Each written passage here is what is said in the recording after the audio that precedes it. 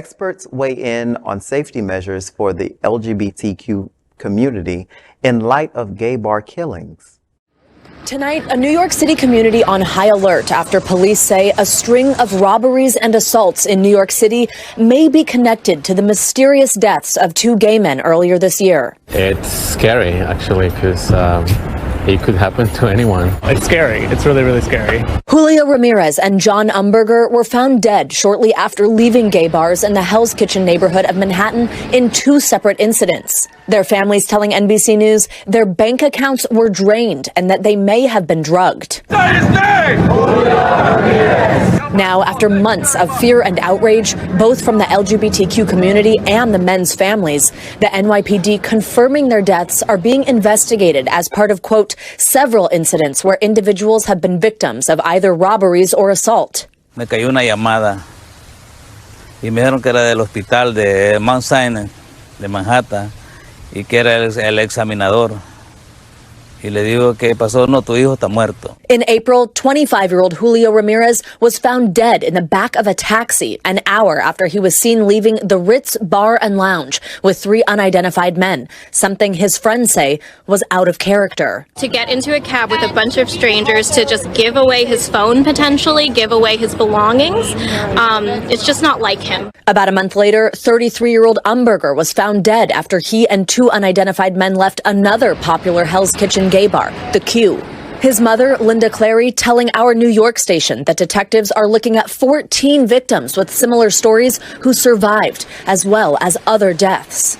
There is definitely a system of being drugged, whether it's through drinking something or needles or whatever, that renders the person immobile to protest from being taken advantage of, and it wipes out your memory. Clary says her son's cell phone and credit cards were stolen, with more than $25,000 wiped from his bank accounts. Much like Ramirez, whose family says $20,000 was taken out of his accounts. They seem to clearly target young gay men. The NYPD said the city's medical examiner is still determining Ramirez and Umberger's official causes of death, adding that some, though not all, of the victims in the investigation are believed to be part of the LGBTQ community, which is causing concern and fear from Hell's Kitchen residents and visitors alike.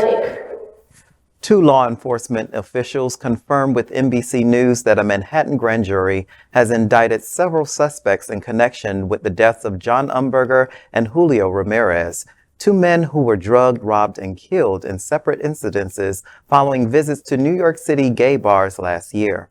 One of the suspects, Shane Hoskins, was arraigned on felony larceny and identity theft charges. The police have also asked for help finding Jayqwan Hamilton, Robert Demaio, and Jacob Barroso. The indictment does not name the other four suspects. The NYPD previously confirmed with NBC News that there are multiple groups of criminals committing these types of crimes against men visiting the city's gay bars.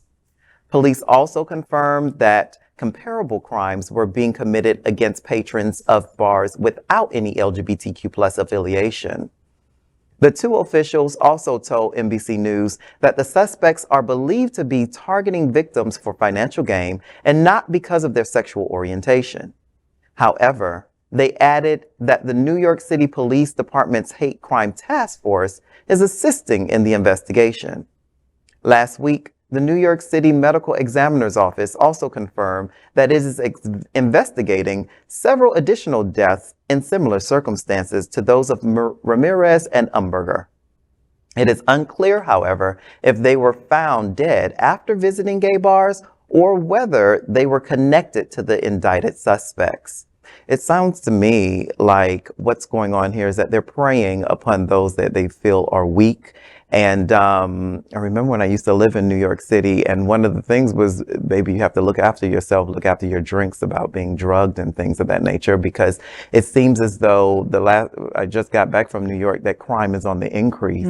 And we're falling back into these patterns of people preying on specifically our community in the perspective of seeing us as weak, Yeah. so to speak. And somebody coming to find us at our own clubs. Like, that's the scary part. Like, I've been at the Ritz a million times, Yeah. you know? And what's sad is that, you know, it's been a couple of years since I lived in New York. And there's something about the LGBTQ plus community in New York, right? You're just like, you go on the subway together, you get in cars together, you take an Uber together. Like, you know, you've got that camaraderie that you feel safe enough with them. And now you can't feel that way because of all this crap going on, you know? You got to go back to old school, the buddy system. If we came together, we leave together. No, you ain't leaving with that dude or that girl or whoever. No, you know what I mean? Let's see what's going on first. We have to go back to that and take care of each other. You know, from an entertainment standpoint, it's interesting that you make that observation, because when I started to read about what was going on in New York, it reminded me of True Life into Drama, because this is basically the story of American Horror Story. Wow. This season. Yeah, you're right. Oh my God. Wow. Someone is now, of course, they make that a supernatural-ish killer, but it's really contextually the same kind of thing. You're in the gay bar and you just don't know who the real danger is. Yep. And it might cost you your life. This gives me flashbacks of like the Matthew Shepard days, and just all of a sudden, you know, you would feel great going out and like you're having a good time, and then something like that happens, and now everybody's watching each other's back. In New York, you would always have your hand over your cup. Or your napkin. Or your napkin, absolutely over it. And I just remember our parents being so fastidious about trying to help us to not appear as gay, to not be targeted. And some of that stuff is really hard to think back on. But I think we're going back. Yeah, I mean, this is really clearly like a rise of anti-LGBT hate that we're seeing across America.